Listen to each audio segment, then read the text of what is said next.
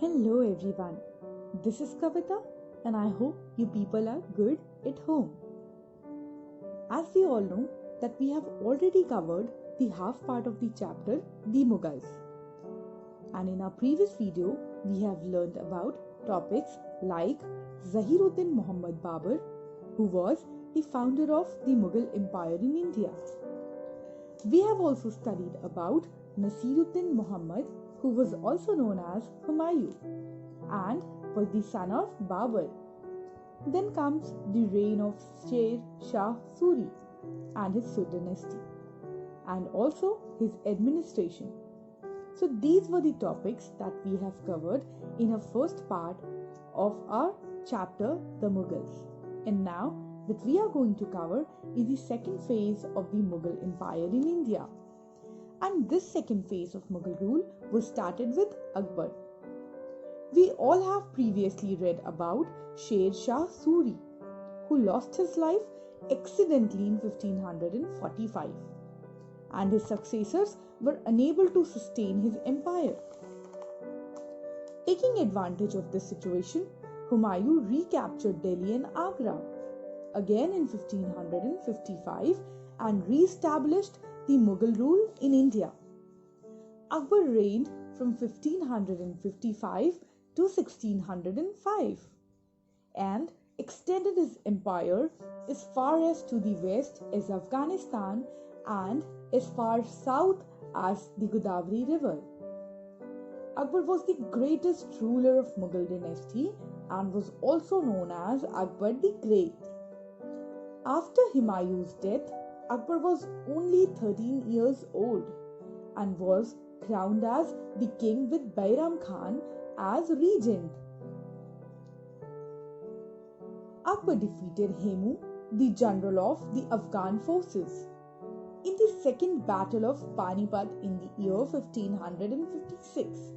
Yes, in the second battle of Panipat, Akbar defeated Hemu, the general of Afghan forces in the year 1556. As we all know, Akbar was an ambitious ruler and wanted to build up a mighty and extensive empire. So he conquered places like Gwalior, Ajmer and Jaunpur. Then again in the year 1561, he invaded Malwa.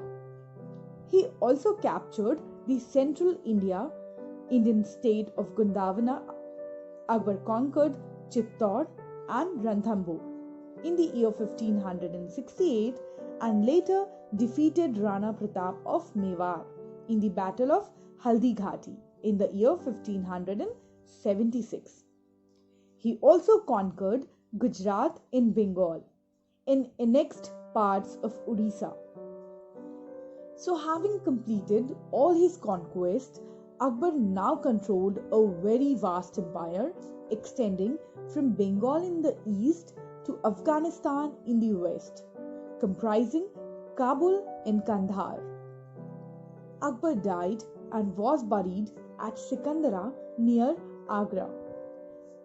It was then the capital of the Mughal Empire. Yes, Agra was the capital of Mughal Empire at that time.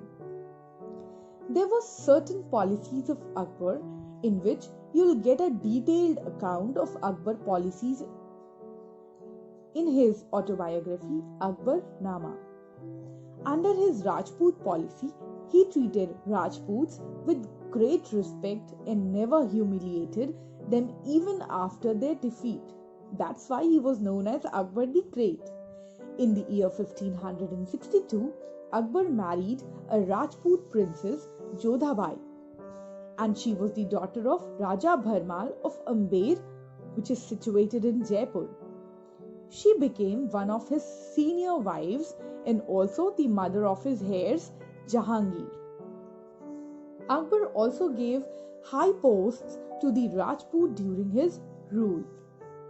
Akbar had realized quite early on that to be secure himself on throne and to stabilize a firm Mughal rule in India, it was in the fitness of things that he won over the hearts of Hindus who comprised the majority of India.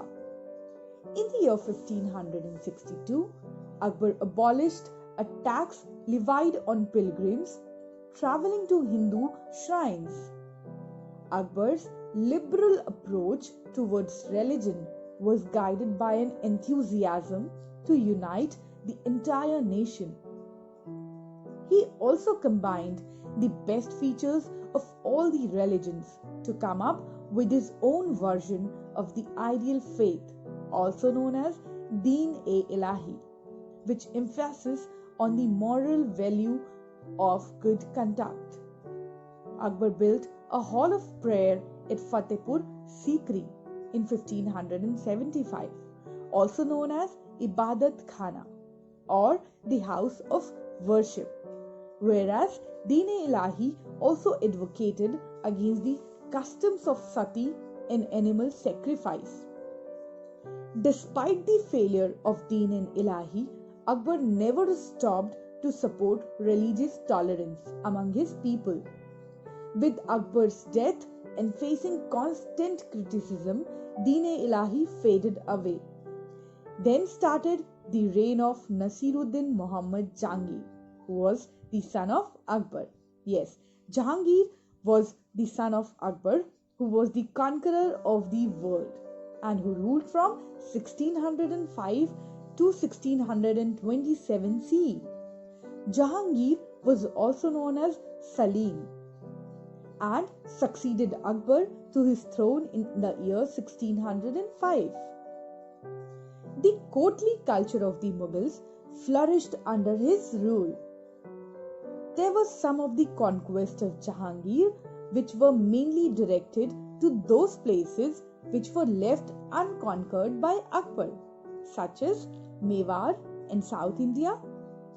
Then the first military campaign undertaken by Jahangir was against Rana Amar Singh of Mewar, who was defeated by Mughals in 1615. Jahangir wanted to conquer the Deccan Plains also. But the greatest failure of Jahangir's reigns was the loss of Kandahar to Persia as the major trade routes between India and West Asia passed through Kandahar.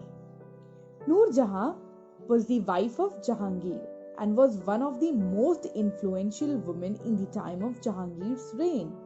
His autobiography Tazuk-e-Jahangiri is an important source of information about his reign, which also tells us about the detailed description of plants and animals. After the end of Jahangir's reign, his son Shah Jahan ascended the throne in 1628. But before ascending the throne, he was known as Prince Khurram, whereas Shah Jahan means the ruler of the world. During his reign, Mughals faced revolts from Bundela Rajputs, but those were suppressed easily. Under the rule of Shah Jahan, trade, industry and agriculture flourished and the state as well as the subjects enjoyed prosperity during the reign of Shah Jahan. The greatest accomplishment of this great ruler was the architectural and structures and monuments created in that period, which included such as Taj Mahal at Agra, Jama Masjid at Delhi, Red Fort at Delhi, Moti Masjid at Agra Fort, and the tomb of Jahangir, which is now in Lahore, Pakistan.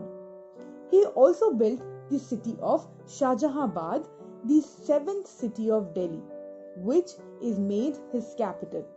The Shahjahanabad was known as the seventh city of Delhi, which is made as his capital.